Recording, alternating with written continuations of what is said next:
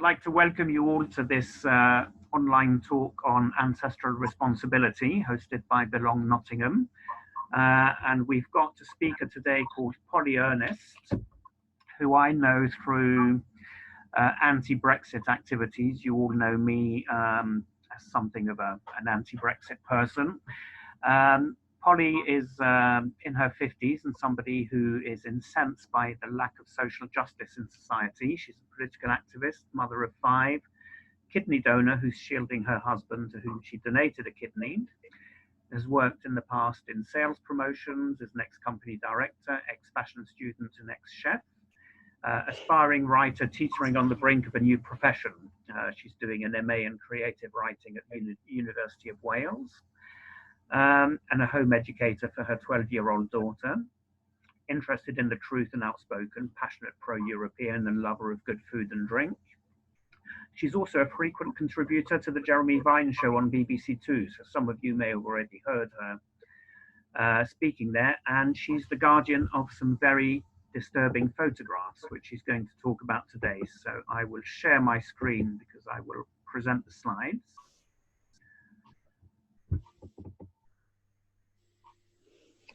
And I will start the talk. That's the second talk, Simon, yeah? Oh, my apologies. Let's go and get the right one. Yeah, this presentation first. Yeah. So, yeah, this is that needs to start from the beginning. Yeah. That's all right. Hang about. Okay. It's just playing me up. Just a minute. Yeah. Yeah. So, I mean, these photographs, which we're about to sort of see, have been in my family for a long time, and I've never really taken very much notice of them. Really, until the whole Black Lives Matter movement, I decided to go and have another look. So I just want you to look at them just as I saw them. Here they are. There's just a collection of photographs, and I'm going to shut up and let you look at them.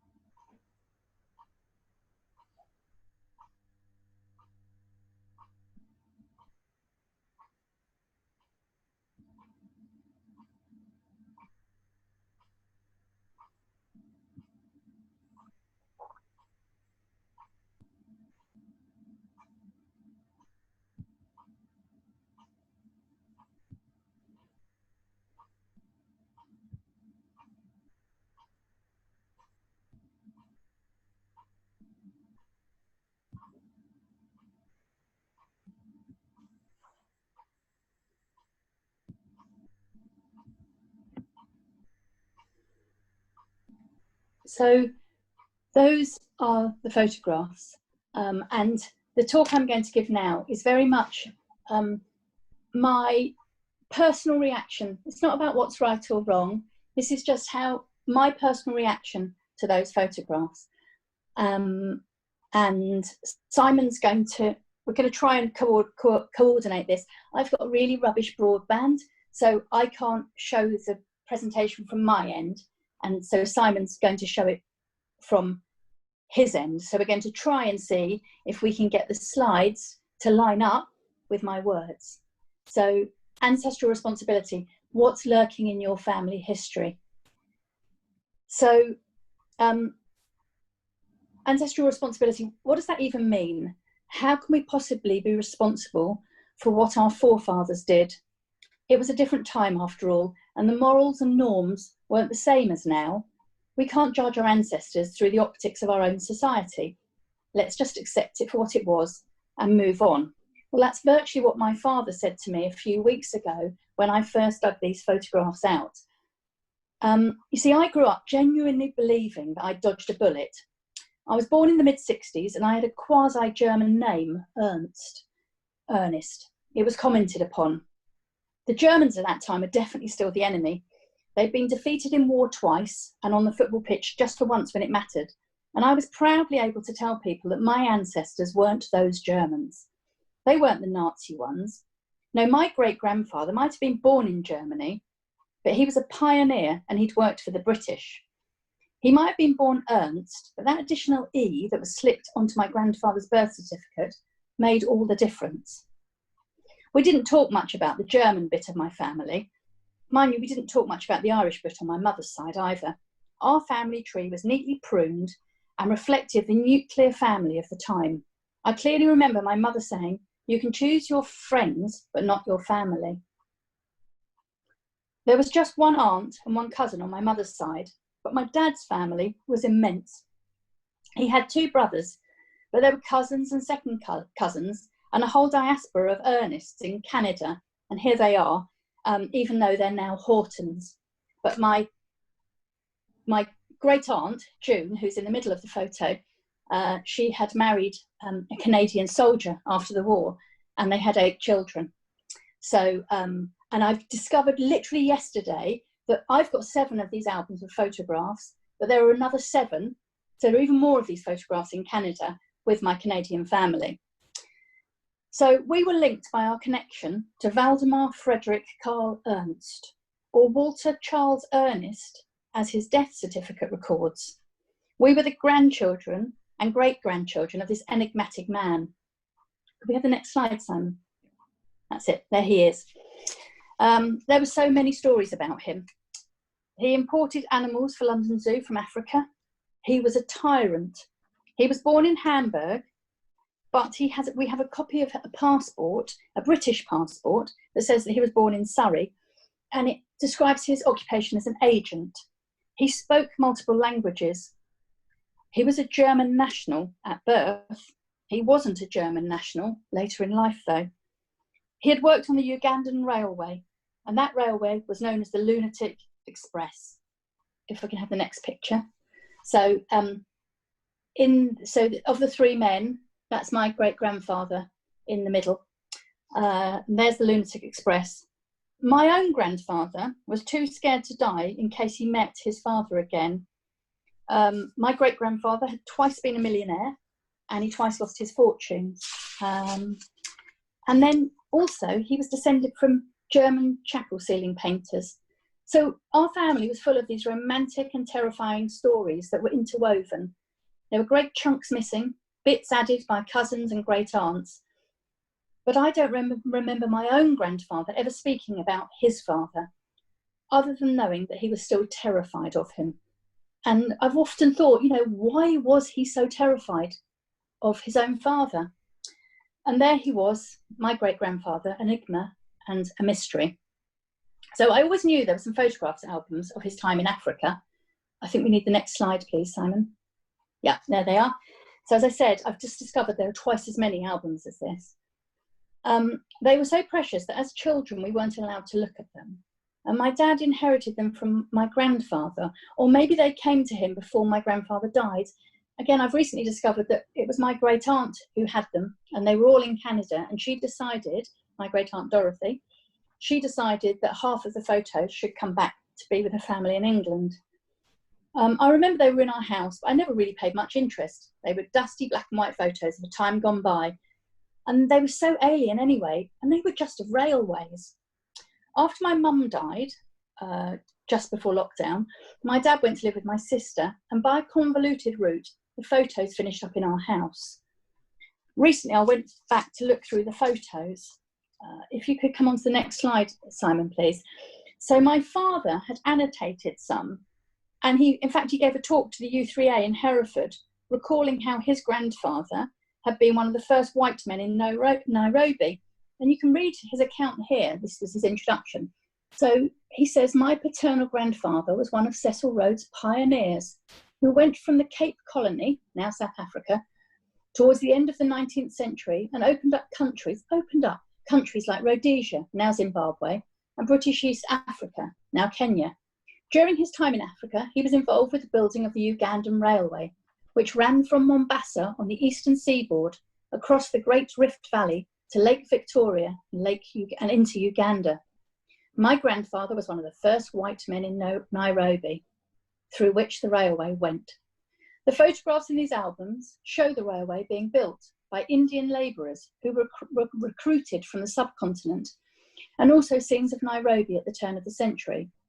There is a book called The Lunatic Express, which graphically tells the story of the building of the Ugandan Railway and includes several pictures shown in these albums. So there we have it. You know, my father's view is just an objective view of the facts. So when I went to open up the albums, if we can have the next slide, please. So when I went to open them up, I expected to just see dusty shots of dreary Edwardian railwaymen and feats of engineering. And instead of which, what I saw, I was so appalled, was I saw there's a whole album of shots like these, just page after page of trophy hunting, dead animals, and they've all been posed back in their original position as if they're alive. I think that's the thing that actually really shocked me. And I looked at the pictures of my relatives, and I skipped over most of the photos, and I just put them away. I really didn't want anything to do with them. So there's something in the back of my mind. Yes, that's it, Simon. The next slide. So this is my family. There's my great grandmother, Rebecca Neves, and there's Valdemar, and the little boy next to his father. That's my grandfather, Sydney, and the little girl is called Dorothea. So there was always something in the back of my mind I hadn't really processed, because that my great aunt in that picture, she sent a letter to us in the 80s, which is entitled "Memories of a Childhood in Africa." So, in this letter, she was a great storyteller, my great aunt. There are tales of black mambas and going to school, and of my great grandmother singing, and of my great grandfather's friendship with Cecil Rhodes. I didn't really think anything about it. It was just water off a duck's back. I just didn't think about it. Just remember, in my mind, all that mattered was he wasn't a Nazi. I sort of knew about the Rhodes statue at Oriel, but I didn't know much about him.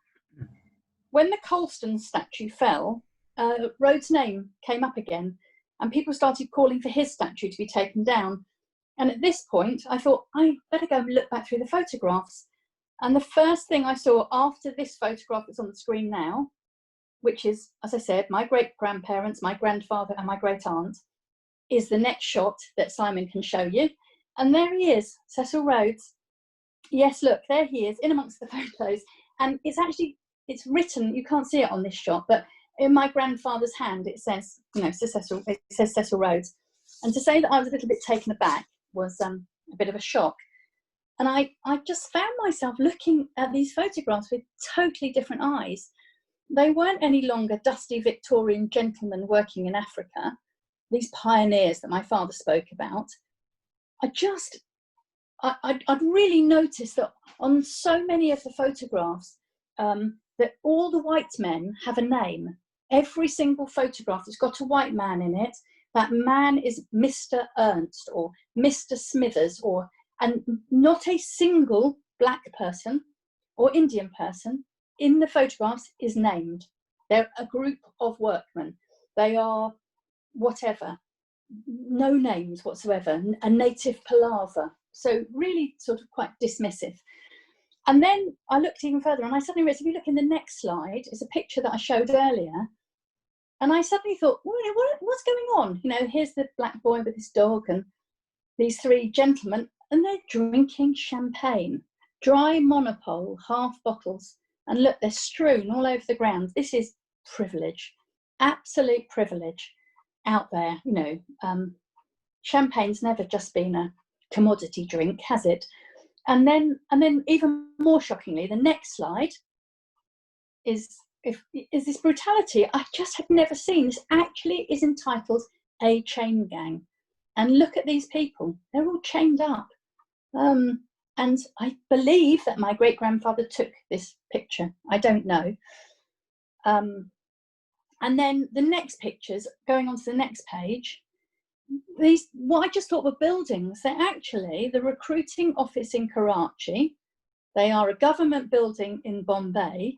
And the bottom one is the harbour at Colombo. So my great-grandfather had been responsible for bringing labourers from India in 1895 to build the Mombasa to Uganda railway. My father talked about the labourers, but this was indentured labour. This was akin to slavery. And those people, when they came, they were known as coolies. And over 32,000 coolies came, and I'm sorry because I find it a really offensive word, but that's what's written in the book, and 2,500 of them died. They were imported due to a lack of suitable or willing indigenous labourers. And here are some, and there are some really unwilling ones, for example, the chain gang. So the more I look, the more disturbed and fascinated I am. And Simon, could I have the next slide, please?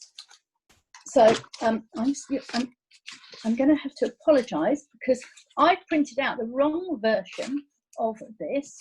I'm just going to have to lean over and find the end of my notes. I do apologise. Sorry about that. So, yeah, so here we are. So the more I look, the more fascinated I am. I mean, some of these, and I really put that picture in deliberately of the barrels in the stores because, I knew my grandfather was responsible for, my great-grandfather was responsible for provisioning the railway. And in my mind, I just see the people and those barrels. There's no difference between them. They're just commodities. So, do have a look and tell me what you think. And so I think there's one more slide, is there, Simon? Yeah. Where does my ancestral responsibility lie, is my question. Is it to carry on the objective truth that my father tells of facts and engineering feats and accidents with coolies and man-eating lions? Or is it to expose the emotional truth? The railway was built during the scramble for Africa, i.e. the time at which the idea was to exploit Africa to its fullest extent. But all of those people in the photographs, they're all human beings. And I believe that we did not belong and we did great harm. I'd be really interested to hear what you think. That's the end. Thank you very much, Polly. That's really, really interesting story. And yeah, I really think that should provoke some discussion. So if people have any questions, now is the time to jump in. How do we do? Do we just raise hand or we just participate and ask the question? Yeah, just ask your question. Yeah. Okay. Yeah. All right. So it's not really more of a question. It was quite an interesting presentation, and myself, I come from the Democratic Republic of Congo, and this Sunday there will be an event that we are all promoting. I'm part of it. Which will be the commemoration of the people who passed away during what we call as a genocide in the end of the multinational. It started with our war and so on. So I'll try to cut the story short. So watching the whole presentation is kind of eye-opening, and at the same time, I don't know why you feel guilty of anything. Yes, sometimes it's something that happened in a distant past, but at the same time as well, we are all part of one chain. So the legacy that the life we live in today is going to be the legacy of tomorrow. So personally, I am past the blaming. I am past the whatever happened to in the past, or because it's happened. So it's now a question of what have we learned and what are we going to do for the future? What am I going to do for the future? And I think it's important to come from that place. So Polly, so then that will be more or less of a question. So you early before we start recording, you did mention something like a white privilege. How does that? How do you feel it? Do you feel that you have some white privilege, or how have you? I think the right way to put it is that, do you think there is such a thing as white privilege that you have experienced? Yes, definitely. Simon, do you think you could stop sharing your screen so that we could see each other? Yep. Is that all right? Yes, let's stop the share. Yeah, that's there we lovely. go. Thank you. Yeah, I mean, I really do. Throughout my life, really. I mean, I spent a long time living in Brixton when I lived in London, and I had a black colleague who also lived in Brixton. We worked in radio promotion, and I was never stopped and searched, and he was. We did identical jobs, and yet simply because of his skin colour, he was treated differently. And I do feel really strongly. I mean, I don't feel guilty about the past because there's nothing I can do, but I do feel slightly ashamed that my great grandfather was rather held up as a bit of a swashbuckling, hero. And actually, because I was talking about this on the Jeremy Vine show on Friday, and my dad listened to it, and I was really worried. My dad's 87, he's not very well, and I thought, I'm going to really upset him. And actually, at the end of it, he rang me up and he said, "You really made me think." He said, "You really made me think." He said, "I never thought that those labourers who were brought from India, it never occurred to me that that it was wrong." And so I think if we can keep speaking out, and this is what I suppose I'm trying to do, if we can keep speaking out and saying colonialism was not a good thing, because at the moment, obviously, I mean, Simon mentioned Brexit, and that's how I know Simon. But there's a vision. A lot of Brexiteers' vision for the world is Empire 2.0, and unless we keep speaking up, unless we keep saying it's wrong, and everybody's life matters, and we don't have the right to treat anybody badly, then I think, that's why keep speaking up. I mean, I've got this idea or a belief system that the roots of good and evil are exactly the same. It's what we choose to do with information, with power, with whatever it is we have. And I do feel ashamed about my white privilege. But I do also know, I suppose, I just wanted to say is that I just think that, well, we can change everything if we all work together, and if we all say it's wrong, and we're all equal, and we all deserve the same opportunities, and nobody deserves to be discriminated against on the colour of their skin, or their gender, or their, or anything else, then decent human beings, we can change things. I really strongly believe. Yeah, that's really, yeah.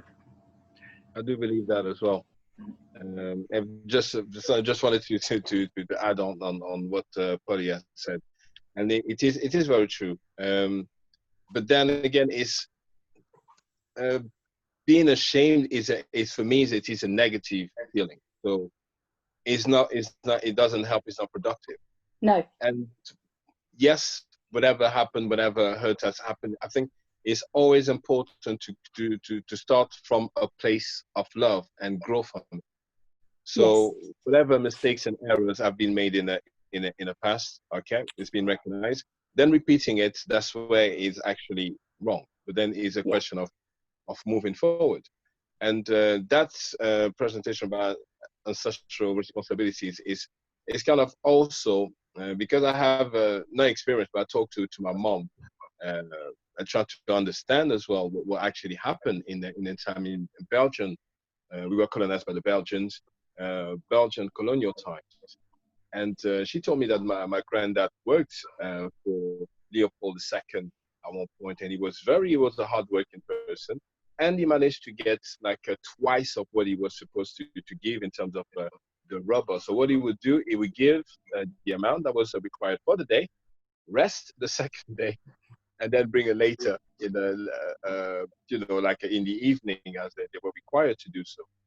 They found out what he was doing. They said, okay, since you can make more, then you have to still provide more. And he has to actually run away and go back in the deep forest. So it was a very, very difficult time.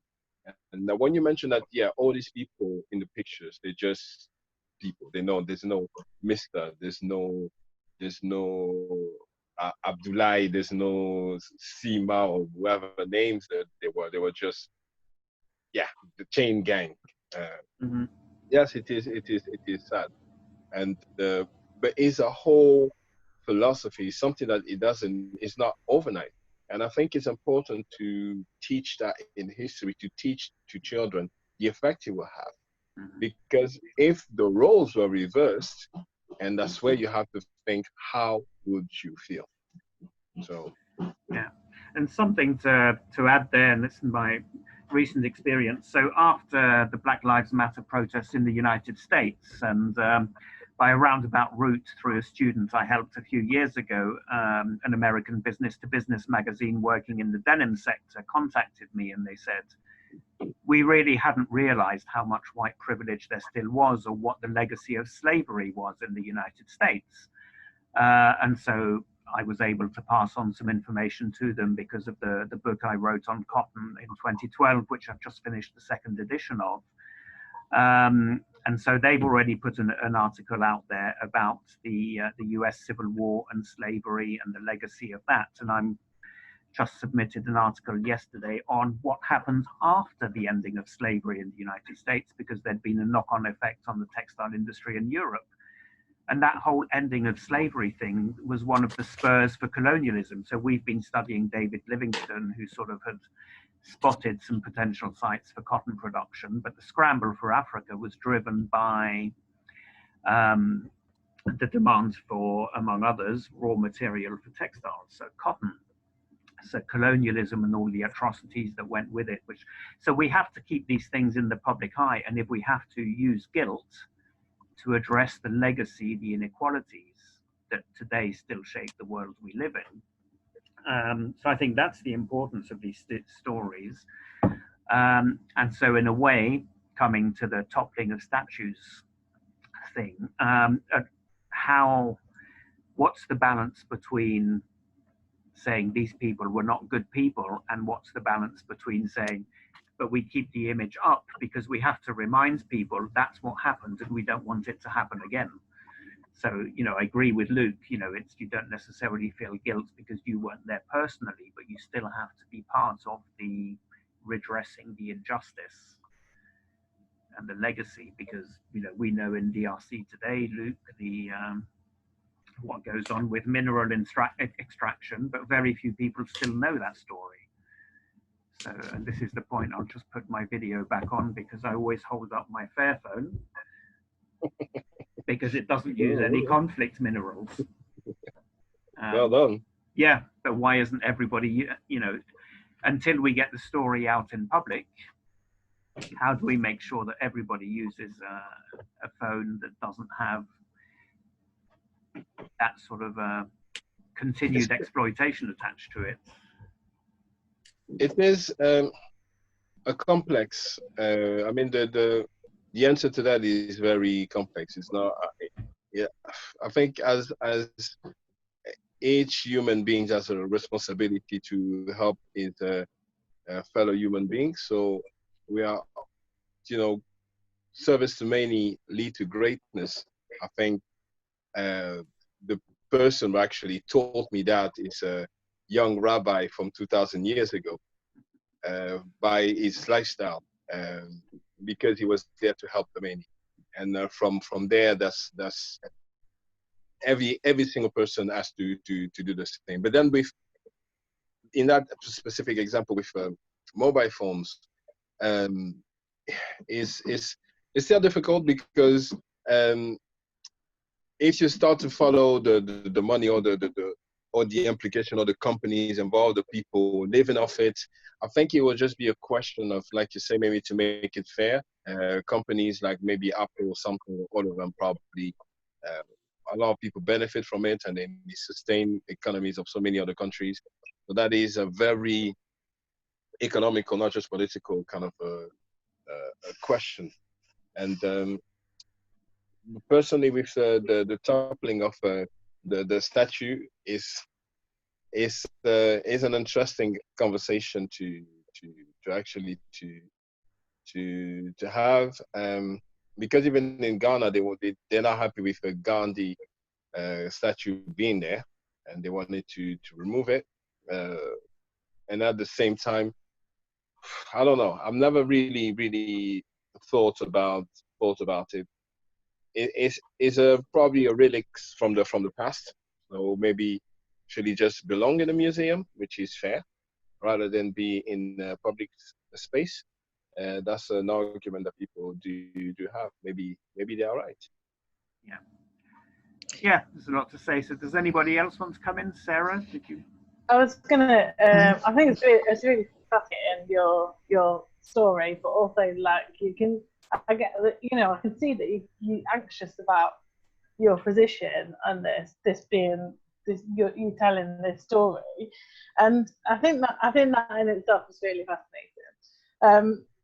I watched the 2012 Olympic opening the other day, and it made me think about a sort of a national story, and how, I don't know if you remember it, but it was all sort of very Isambard, Kingdom Brunel, Shakespeare. It was a little bit empire. It felt a little bit like London specifically is the centre of the world, but definitely the UK is the centre of the world, or England. And I just wondered if you could get away with that kind of rhetoric now, really. I wonder whether that would still wash, do you know what I mean? Because I think, which kind of ties into like, what I'm trying to say is that our national story, the national story we teach ourselves, is one of sort of pride, isn't it? And we leave out all those little horrible bits that we don't want to go over, and that you can't really blame yourself for not realizing that, or not, you know, sort of being aware of that. Do you know what I mean?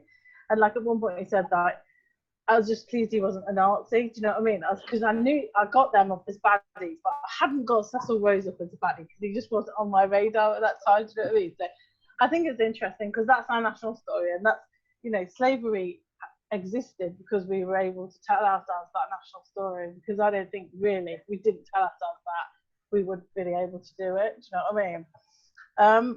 But the other thing I was thinking about, and this is this kind of not just Black Lives Matter, but also about sort of like the decolonization of museums and heritage and that kind of stuff. It's like, it's too nuanced, isn't it, to say that the argument itself is too nuanced to say that person was a baddie, or that person was evil, or that person was a goodie, that kind of stuff.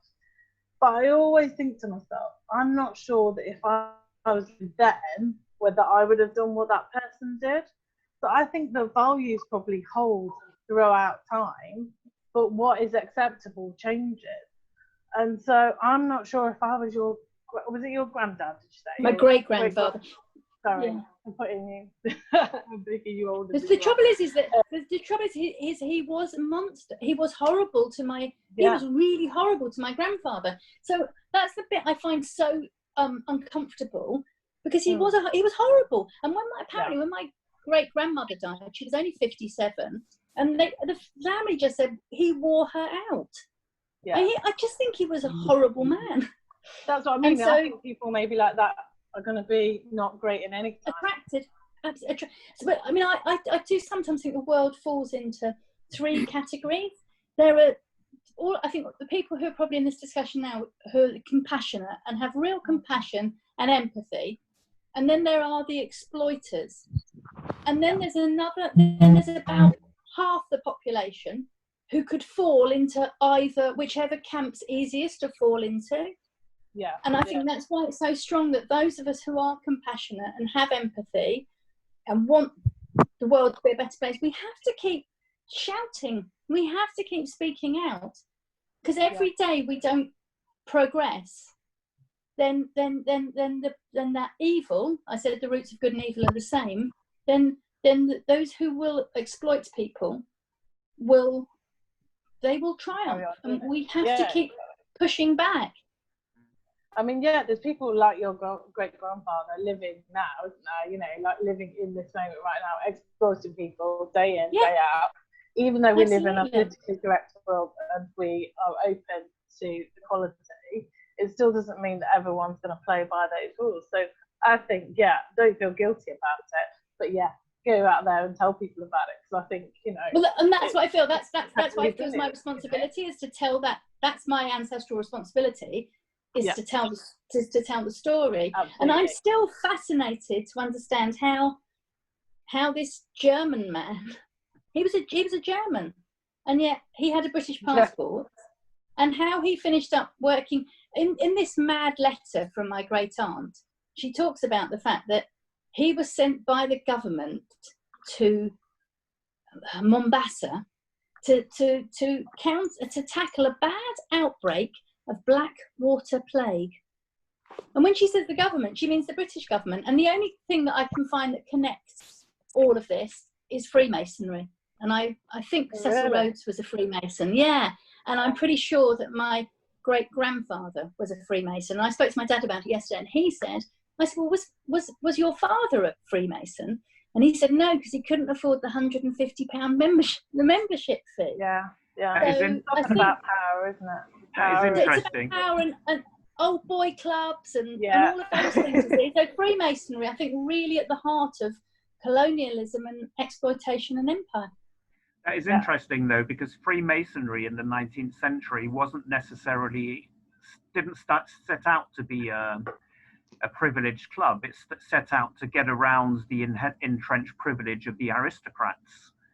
Okay, that's interesting, Simon. Thank you. And I think it even has roots back in the revolutionary Carbonari movements, which were active mainly in Italy pre-reunification. And the Carbonari. Well, if you think of War and Peace, yes, War and Peace, Pierre is a Freemason, isn't he? Yeah, and in fact, my grandfather was a Freemason, and he said one of the reasons he stopped being a Freemason was there was no longer any need for them to fund hospitals because the NHS was there. There you go. So what was once privilege may before have been revolutionary, and that's another lesson for us all. Werner, you had your microphone unmuted for a while. Did you want to come in and say something? And by the way, greetings to Rita. Hi. Hi everyone. Hello. Hi. Yeah. So it was an excellent presentation. And I just wanted to say, colonialism has affected both parties, both sides, the person who went to exploit and the persons who were being exploited. So I'm going to talk about my own family life or the Caribbean life. So what colonialism did was to divide a set of people. So you find like the darker skinned people will not get jobs, but the lighter skinned people will. And we call it colorism. So a lot of people in India as well, East Indians and in Africa and in my country will use bleaching cream. Sorry, which is your country? St. Vincent and the Grenadines. Okay. They use bleaching creams because their prospects of being fairer, getting a better husband, getting a better job, getting a better position, getting the scholarships will be better. And we have only one black prime minister, and other prime ministers, people don't like to vote blacks prime ministers, they for someone who is of a white complexion, right? Even though the black person is well qualified. And so we find that the root or the effects of colonialism even Black Lives Matters, that it has destroyed our society, Black society, where we Black people are prejudiced and to our own kind. Do you understand me? So, and we have it's when it comes to Black Lives Matters, yes, we want the persons who are white to treat us well, but we Black people are also prejudiced of our own kind, who don't treat, who we are judgmental, and we are favoritism to certain color skin, certain texture hair people, you know. In my country, Rastas can't, natural hair people will not be employed in government. You have to put chemicals in your hair, and these are the things that we find that adjusting to a sorry for me to make this sound like this, but adjusting to a white lifestyle, you have to be straight haired, you know, bleach skin to be accepted. So that is another flip side of the coin, because now we are trying to bleach our skin, color our hair, straighten our hair to fit into a society where we should be accepting our own selves as being Black, right? But because of what has happened, where colonialism favored, you know, colored slaves would be in the house, darker slaves will be working on the lands. So you have that division, and division still continues within the Black society. I don't know about Africa per se, but I'm only speaking on behalf of the Caribbean, where that division still is there, where if you know you can bleach your skin, or they call you browning. So browning, that is lighter skinned person, will get a job, a better man, a better car, better whatever. Their outlook, besides, you know, will be better off than a darker skinned person in the Caribbean. And it's all because of what has happened, where slavery, where, you know, the colored will be favorite. I think it's something like that in Rwanda as well, with the genocide, where the Hutsis and Tutsis, where that favoritism of the outward appearance of a man. So if we still have that, even though my thing is that even though people reach out and there's empathy towards or change in it, we have so much damage with us in ourselves that is unlearned. It is taught through pictures and norms without saying it indirectly. You have to marry a white guy, or don't marry this guy because he's too Black. You hear things like that, you know, or it won't come out directly in certain things, or people, I'm gonna bleach my skin because, you know, it is, I think is what I'm trying to say. Even though we talk about Black Lives Matters, we Black people need to accept ourselves and each other, our differences in our society first, before we really say, okay, yeah, you know, we are united, we are Black, we are accepted before anybody else, because we're so damaged in terms of who we are. Find out who we are as a person, as a Black person, and accepting your natural hair, accepting your nose, and accepting who you are. That is what I find colonialism has done to the Caribbean more per se. Yeah, and so it's yeah, no, thanks. That's very good, Werner. And I was just going to say that's also the experience in several Latin American countries. When I was in Peru, Brazil, that's very much what you find there as well. So anybody else wanted to come in?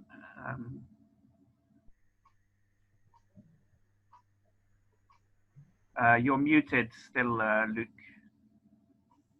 Unmute you. Yeah. I didn't realize. I forgot.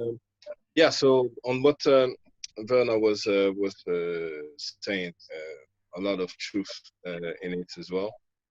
It is indeed because of colonialism, but it is a whole philosophy, and I blame the Greeks. I blame the Greek, because they are the one who actually started that belief that if you had blonde hair and blue eyes and you came from the god, therefore you were superior to anyone else. And the Greek obviously taught the Romans and we live in a Roman civilization, which is British American is essentially the Roman civilization continued. So that was a way to actually dominate the other person, and that narrative. So imagine it's like 1,000 years of a mindset, a way of thinking that got passed on and it's been reinforced. So to get rid of that 1,000 years, it's gonna take time. It's not gonna happen overnight, because sometimes it is embedded. People might react in a certain way without knowing why, because it is a philosophy. Yeah, it is a way of thinking. So you have to then flush it.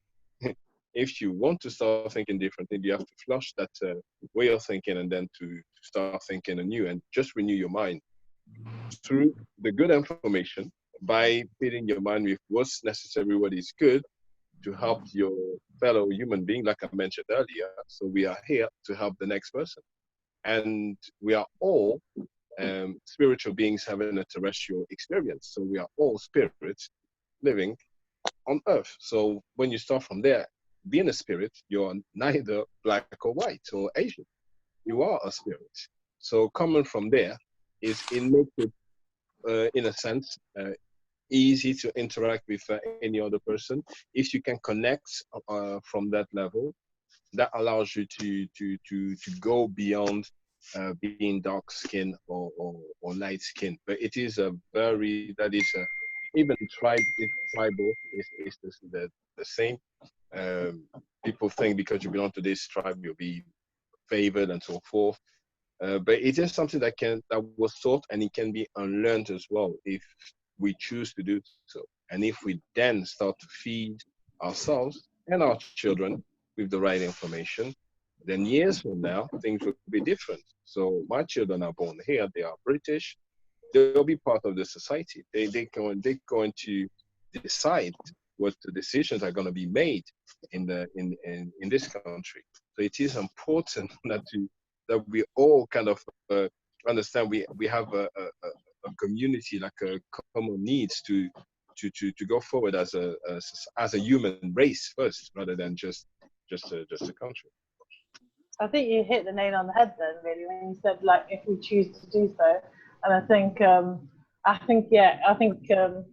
to be the naysayer here, but yeah, I think, like, you've got it's all about equality and power, and exploitation. It's very root. It's about taking control of people, isn't it? It's about exploiting them. It's about control.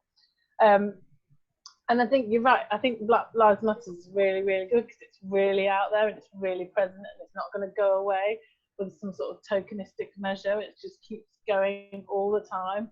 And that's really good. And I think, if we can all get behind it, that's really good. But there are still people in the world for whom inequality really works out for them. Like, there's a lot of people, Rupert Murdoch, the world being equal is not going to work out for him. He wants the world to be unequal.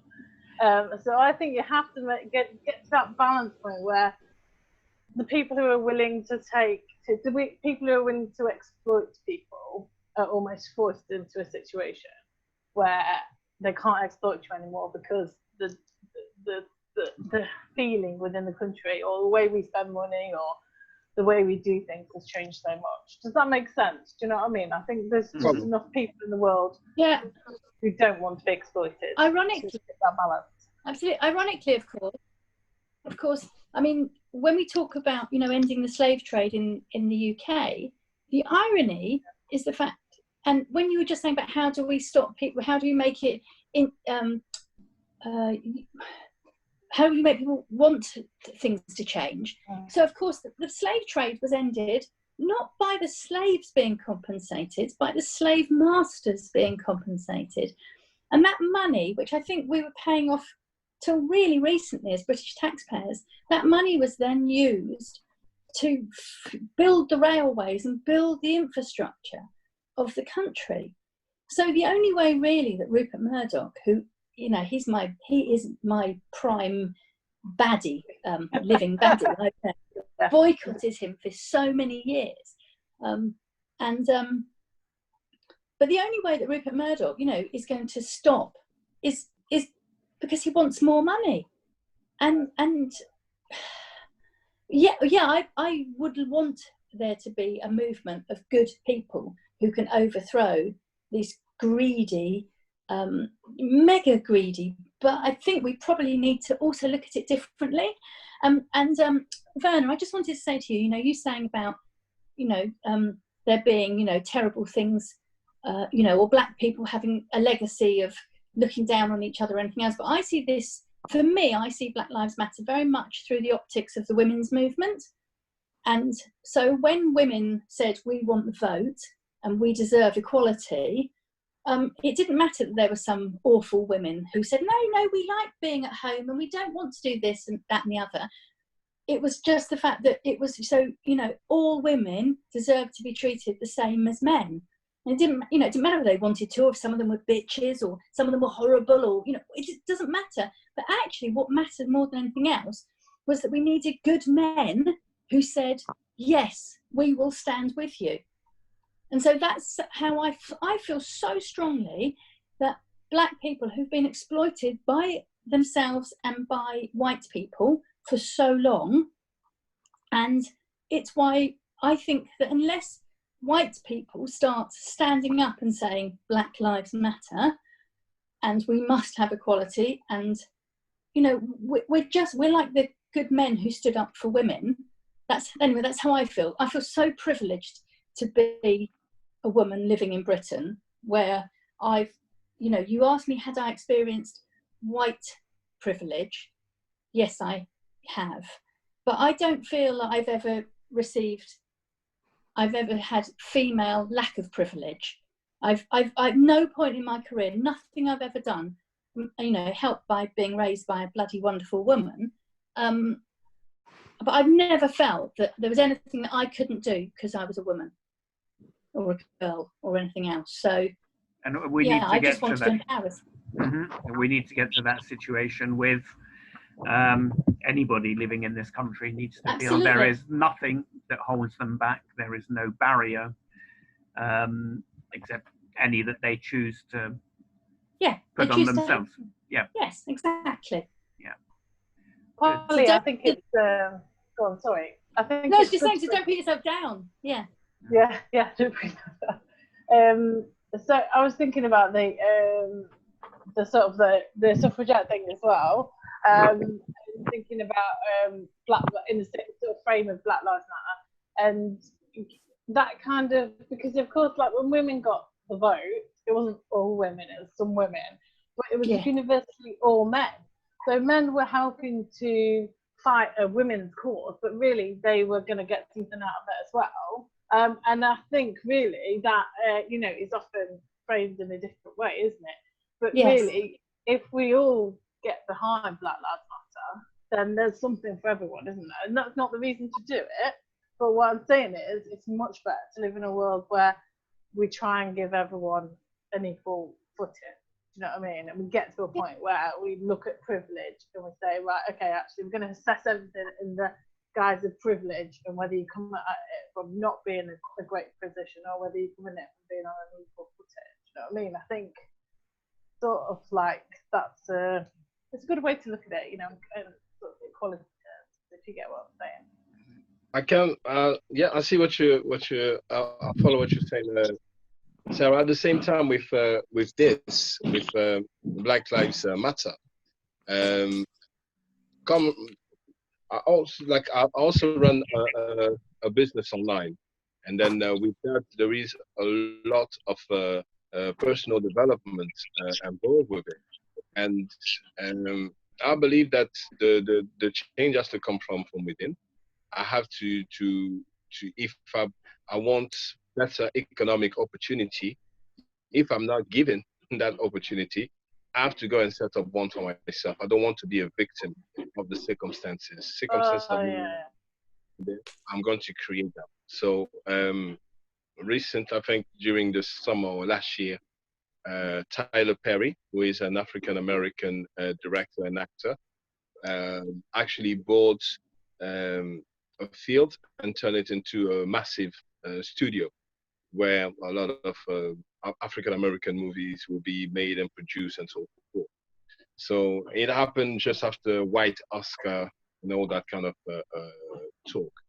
And it's the same mindset that we have to approach.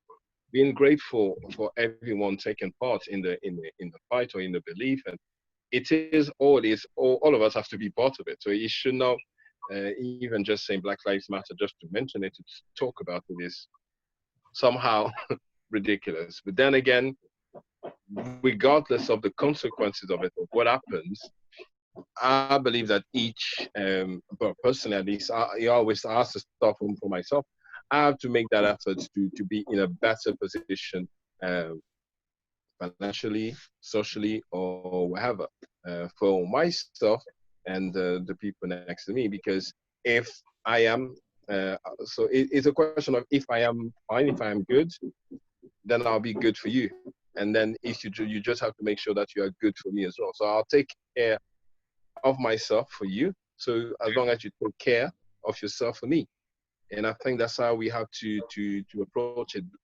Black folks have to approach it from that perspective. So carry on doing what they have to do, make the effort not to just dwell on the circumstances, because it's just for time being. Like 60 years ago, with the suffragette movement. No, that's even more. It's not 60 years ago. That's 100 years, 100 years ago. Yeah. Yeah. So with the suffragette, so it was the same. It was different then, but they thought it could be different later on, and they had the belief, and it all changed. They didn't wait for someone to give them that, right? They didn't wait for someone to say, okay, come on, let's do it. It's the same thing with Black folks. Whatever happens, personally, I think it's also gonna carry on. So whether it's in the news or not, I believe that there are still people working towards having a different word. So Yeah, that's my take.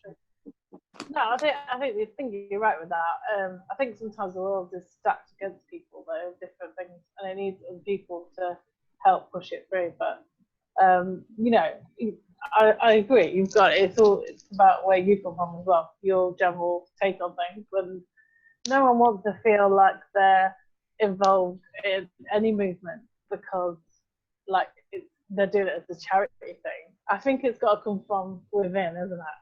Well, some people will. Some people it'll be tokenistic thing, but you know, definitely for me, as a value set, I don't really care. Like, I just want the world to be more just.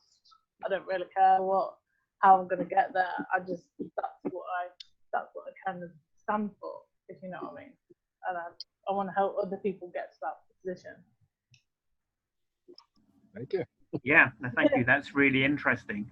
So I think we've been at it for about an hour. So does anybody have a burning question or anything to add? Or Polly, I don't know if you have some closing words you want to. Does Rita want to say something? No. Okay, or Rosie? Yep, go ahead, Polly. Oh no, sorry, I thought Rita wanted to say something. I just wanted to thank you all. Oh no, nothing really much. Just adding a little bit to what Luke was saying about ancestral responsibility. I feel that as an African, we should try to like do what we can at our own reach, within our own reach, instead of like sitting there and then like putting a tag on ourselves and saying, oh, I can't do this because of the effects of slavery, the effects of Black Lives Matter. It has an effect on me and things like that. Let's just put it like as Africans, let's put it within ourselves, that mentality. Let's emancipate ourselves from the mental slavery of the past. We know we've got a history of slavery. We can't forget that. I've not denied, we can't forget it. Yes, it's a history. But let's not tag ourselves with that history and make it look like, okay, we can't move forward. We do not have any positivity in us. We do not have any, we do not feel important because of the past. No, let's try to do what we can at our own reach and educate ourselves more, and then try to inspire others around us to make things get better instead of, you know, looking on the past of ancestral slavery or racism and things like that. Let's not attack ourselves with things like that as Africans. That's what I would rather say, and add to what my sister from Jamaica said. Yeah. You almost quoted Bob Marley there, didn't you, with talking about mental slavery? Yeah. It's interesting what you're saying as well, because that's, I've worked quite a lot in Africa, and I have a friend and business partner there that I've done various projects with down the years, and he's a huge advocate of sort of Africans thinking differently and not necessarily being rooted in the past. Oh, yes. And I do think that's very important. And he's also, when Werner was talking about colorism, he's a huge advocate of banning in Africa skin lightening creams. And he's always telling people, don't use them. I think Bob Marley was more of that in his songs. He was an advocate through his songs. He didn't give up. Even though he was in the reign of racism, he never gave up. Mm-hmm. He tried to inspire others by passing the message across through his songs. So which inspired a lot of us till today. We still listen to those songs and we feel inspired. We feel like encouraged. We feel like we don't need to give up. He never gave up. So yeah. And there's a huge number of African artists who do that, from Fela Kuti through to today Angelique Kidjo or many others, I'm sure. But yeah. And Yakil, obviously. Yes, absolutely. So yeah, I want to thank everybody as well. It's been a hugely interesting topic, and I'm hoping that we can have more conversations like this and with guest speakers. Perhaps even some live music. So yes, thank you all very much, and hopefully have it again soon. So I'm going to stop the recording. Okay, Simon. But yeah, feel free to continue some